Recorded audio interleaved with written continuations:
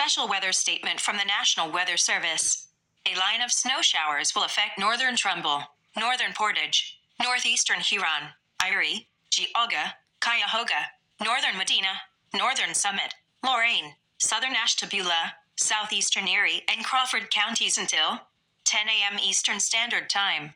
At 9:05 a.m. Eastern Standard Time, radar indicated snow showers along a line extending from 7 miles northwest of Orwell to Cleveland to near Union City, moving southeast at 10 miles per hour.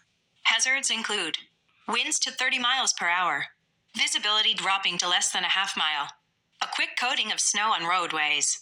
Locations impacted include Cleveland, Elyria, Norwalk, Meadville, Western Vermilion, Chardon, Parma, Lakewood, Euclid, Cleveland Heights, Strongsville, Brunswick, Westlake, North Royalton, North Ridgeville, Solon, Avon Lake, and Hudson. Use extra caution if you must travel.